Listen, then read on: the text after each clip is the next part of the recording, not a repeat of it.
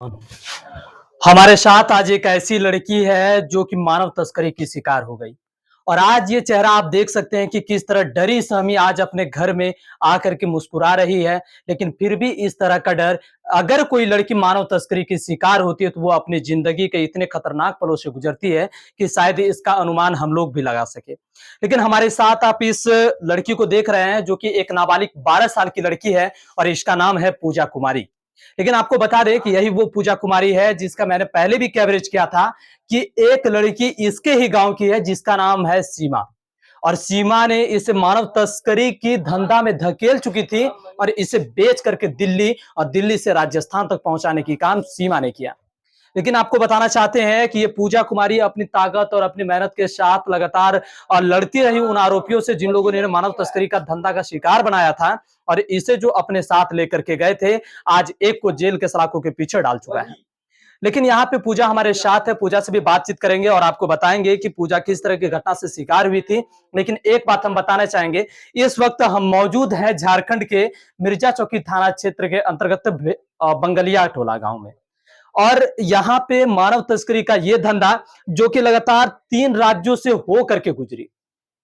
सबसे पहले हमारे साथ जो पूजा है इसको यहां से उठाया जाता है, अपहरण किया जाता है, गाड़ी में बैठाया जाता है और उसके बाद इस लड़की को लेकर के चले जाते हैं देवघर, जो कि देव की भूमि कहलाते हैं, वहां पे लेकर के जाता है। वहां पे एक दिनेश नाम के लड़का को इसे सौंप दिया जाता है। उसके बाद फिर इसे उठा करके लेकर के जाते हैं दिल्ली और दिल्ली से फिर राजस्थान। और राजस्थान में जबरदस्ती 50 साल के अधेड़ उम्र की युवक के साथ इसकी शादी करवा दी जाती है। और पूरा मामला क्या है आज हम जानेंगे पूजा कुमारी के साथ ही। सबसे पहले आप एक बात बताइए कि आपका जो अपहरण हुआ तो सीमा का इसमें क्या रोल है? सीमा सीमा क्या की थी? सीमा बुलाई थी, हम चले गए।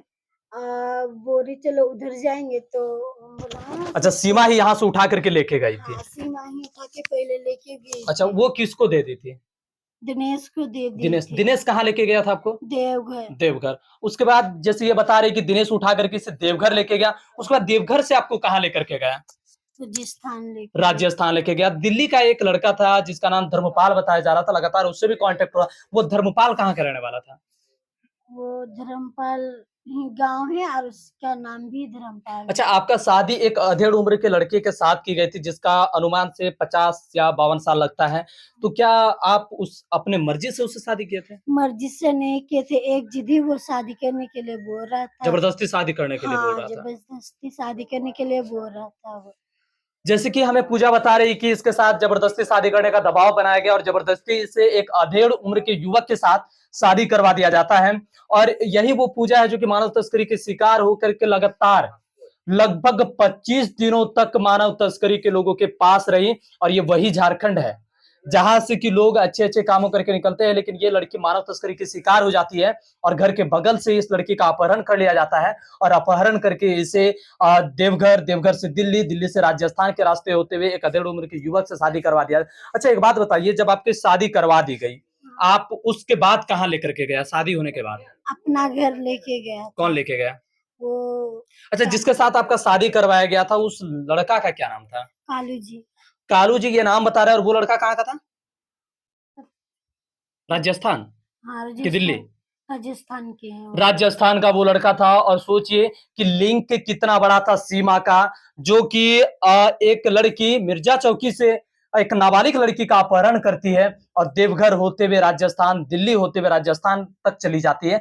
सोचिए एक लड़की का इतना बड़ा लिंकेज। और जिस तरह से ये बता रही कि जिस तरह से इसका अपहरण करके उतना दूर ले जाया गया और इस तरह से एक अधेड़ उम्र के युवक से शादी करवा। अच्छा पूजा, एक बात बताइए, सीमा अभी कहाँ है?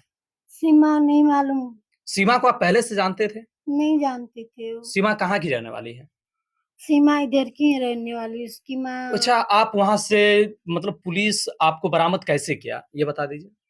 वो बैठे थे इधर स्टेशन पे बैठे थे हम। एक बात जानकारी के तौर पे हम आपको बताना चाहेंगे कि ये मिर्जा चौकी थाना की पुलिस जो कि लगातार अपने मशक्कत से, साहेबगंज की पुलिस और एसपी साहेबगंज के जो कि लगातार मेहनत करने के बाद इस लड़की को बरामद किया गया है। और मिर्जा चौकी की पुलिस इतनी ज्यादा मतलब अपने कार्यशील को दिखाते हुए राजस्थान पहुंची और राजस्थान पहुंच करके जिस लड़के के साथ इसकी शादी जबरदस्ती करवाया गया था उस लड़के के घर पे जाता है और घर पे जा करके वहां से पूछताछ करने के बाद इस लड़की को वहां से बरामद किया जाता है। और बरामद करने के बाद लड़का तो फिलहाल फरार हो गया है, लेकिन उसके एक साथी को गिरफ्तार कर लिया गया है, जो कि इसे देवघर से उठा करके दिल्ली तक पहुंचाने का काम किया था, राजस्थान तक पहुंचाने का काम किया था। लेकिन अभी तक आपको बता दें कि सीमा इसके ही गांव की है, जो कि सबसे मेन रोल को अदा की, और सीमा इसके अपहरण को करवाई, लेकिन सीमा अभी तक फरार चल रही है। और दिनेश वो लड़का जो कि यहाँ से देवघर ले जाने का काम किया, वो भी फिलहाल फरार चल रहा है। अच्छा पूजा, एक बात बताइए, सीमा और दिनेश जिसका कि मुख्य रोल है, लेकिन अभी तक वो दोनों फरार चल रहा है, इसके बारे में क्या कहेंगे? पुलिस से क्या मांग करते हैं? वो लोगों को जेल रुकाने के लिए। जल्द से जल्द गिरफ्तारी की मांग करते हैं। हाँ, अच्छा, लगता है कि वो लोग गिरफ्तार हो जाएंगे? हो जाएंगे। फिलहाल अभी वो लोग कहाँ है, इसका कोई जानकारी नहीं है। जानकारी तो नहीं है, खोज लेंगे वो लोग पुलिस थाने। अच्छा, जिनके साथ आपका शादी करवाया गया था वो कहाँ है? वो राजस्थान में है। राजस्थान में। इसका कोई जानकारी आप पुलिस को बता चुके हैं? हाँ, बता चुके हैं। अच्छा, अभी तक लेकिन वो गिरफ्तार नहीं हुआ। उसका घर भी देखे हैं। अच्छा, लेकिन अभी तक वो गिरफ्तार नहीं हुआ है। नहीं हुआ, भाग गया वो बच के। जिस अधेड़ उम्र के युवक के साथ शादी करवाया गया था वो तो फिलहाल फरार है, लेकिन एक बात हम बता दें कि ये पूजा नाबालिग लड़की, जिसका मात्र 12-13 साल की उम्र रही होगी, और ये 12-13 साल की उम्र में इस दौर से गुजर चुकी है जहां से कि एक लड़की को गुजरना कितनी कठिन बात होती है। लेकिन आपको बता दें कि ये पूजा अपनी हिम्मत नहीं हारी और आज अपने घर में सुरक्षित आकर के खड़ी है। लेकिन इस तरह का जो मानव तस्करी की धंधा करती है, पुलिस प्रशासन से यही आग्रह होगा कि वैसे लोगों को जल्द से जल्द पकड़ करके उसे जेल के अंदर डाला जाए और सलाखों के पीछे डाल करके। और एक जानकारी सामने निकल करके आ रही यह भी है कि वही सीमा है जो कि इससे पहले कई बार इस कांड को कर चुकी है और इससे पहले बिहार में भी इस तरह की घटना को अंजाम दे चुकी थी। लेकिन सीमा अभी तक उस मामले से भी फरार चल रही है और इस मामले से भी फरार चल रही है। लेकिन जल्द ही पुलिस प्रशासन से उम्मीद भी है कि उसे गिरफ्तार करके जेल में भेजा जाएगा। आप देख रहे थे प्रैक्स न्यूज पीपीटी।